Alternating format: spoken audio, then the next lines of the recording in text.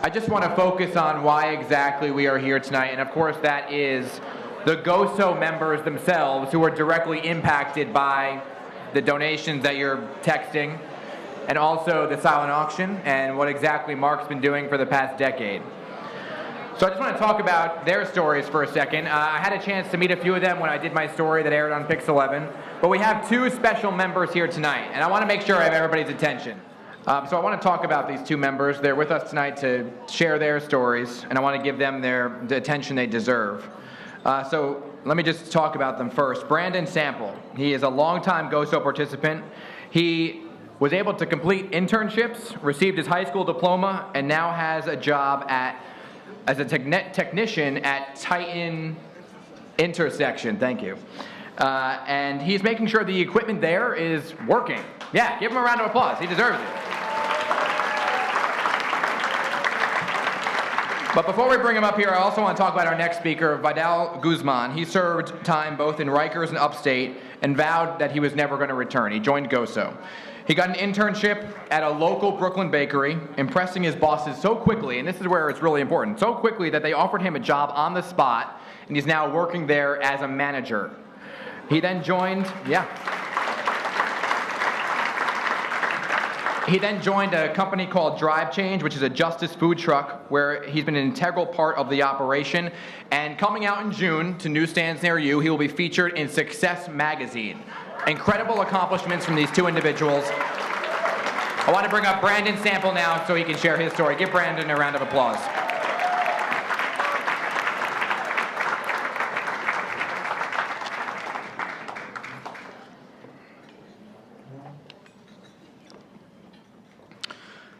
I was 19 years old when I first met Mr. Goldsmith in 2005.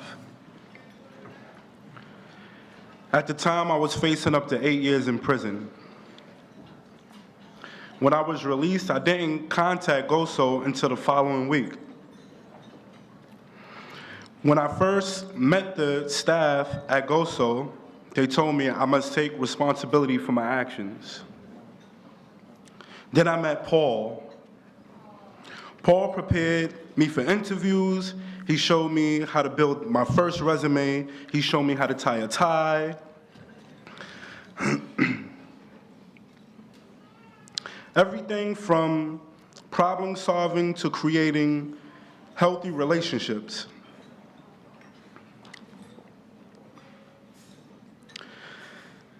They helped me,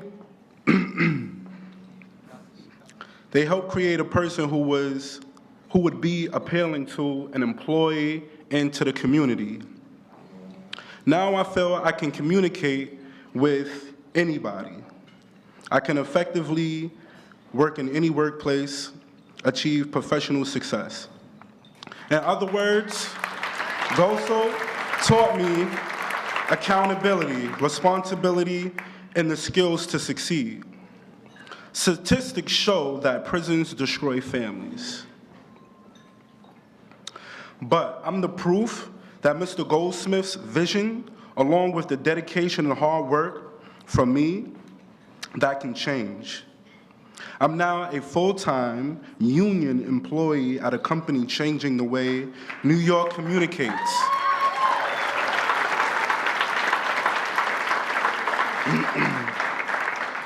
Ladies and gentlemen, I've never been back to prison since I've been to GOSO.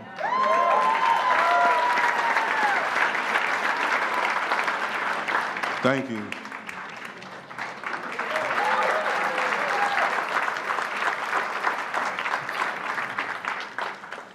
Hope y'all enjoying it.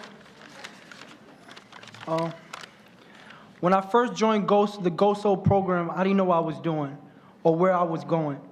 I was on Rikers Island, going back to back to court. I joined the GOSO program to make the first step to change myself for a better future. I'm 24 years old now. I was locked up for almost 7 years out of my life. I was on the wrong track, selling drugs, getting in trouble. Once I turned 19, the judge gave me 5 years. I did every single day of that sentence. My life has never been easy. I've been through a lot. I've been homeless. I didn't have a father figure. Education was not easy for me. I had experienced a lot of verbal and physical abuse to a point where I almost died twice. I seen my mom's at the lowest point. GOSO helped me change that. To come home and have a program like GOSO, be part of my team is a blessing. They bring a positive energy to me and to society. With their help, I didn't just get one job, I got 2 jobs. I worked at the best bakery in Brooklyn called Ovenly. I climbed up the ladder. I first started as a prep. I helped out the mixing ingredients at the bake-off positions. And then I became a lead, overseeing all dishwashers, all porter tasks. I also worked on the first social justice food truck called Snow Day / Drive Chain. Shout out Jordan. She's over there in table 27. We won the Vinnie Cup for the best food truck in New York City.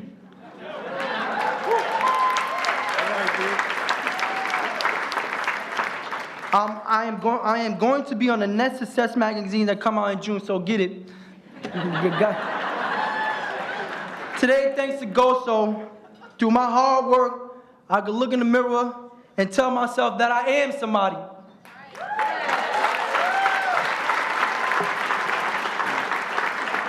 Hold on. We would like to take this moment on behalf of all the guys of the last 13 years to honor the man who made this all possible. And who has worked day after day to change the lives of countless young men. Mr. Goldsmith. Please, come up, please, come up.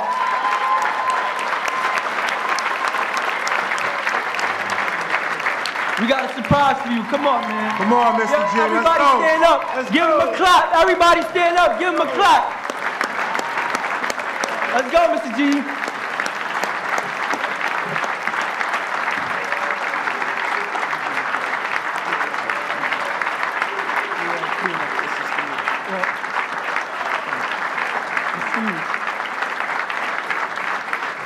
This is not part of the program. You guys are an example. We've got hundreds more like them, some of whom are here tonight. We're particularly proud of you 2 guys. You're going to hear from a poet very shortly.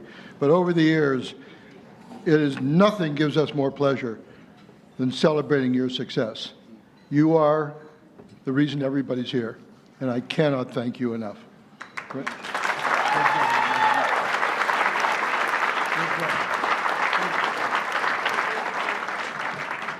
Not part of the program. I don't know what that is. Well, let's get back to the guys.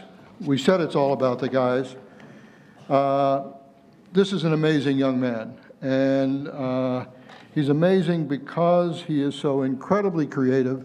He is so incredibly bright, and we felt we owed it to all of you to have him talk to you tonight.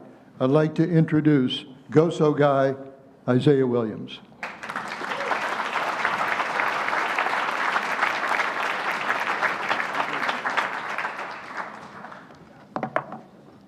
Good evening.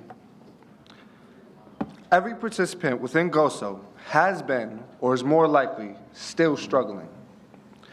People that participate within GOSO's doors know what it is like to make a bad decision, but more importantly, know what it is like to correct that mistake and change the lives of them for themselves and others. My story is similar. Not the same, but not all that different. Here is my struggle. To walk in my shoes, you must first know my struggle. To have lived life without love, without someone to hug you. No outlet for emotion, but the pressure to hustle. A man but a child, because life chose to rush you. Put food on the table for everyone but you. Doing what is needed is why everyone trusts you.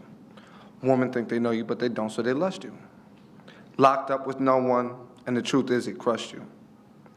Who am I but who I was? Nobody knows but you. As I look at life from afar, what was a reality or a misconception? What was a choice and is in need of correction? What part of this was who you are, can you see your reflection? Lost in an image that you used for protection. Manipulated truths, abused perceptions.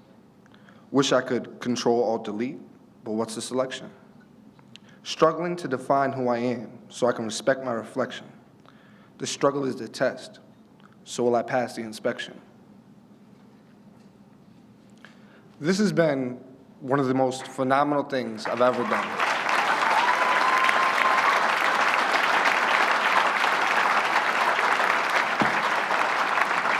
Thank you.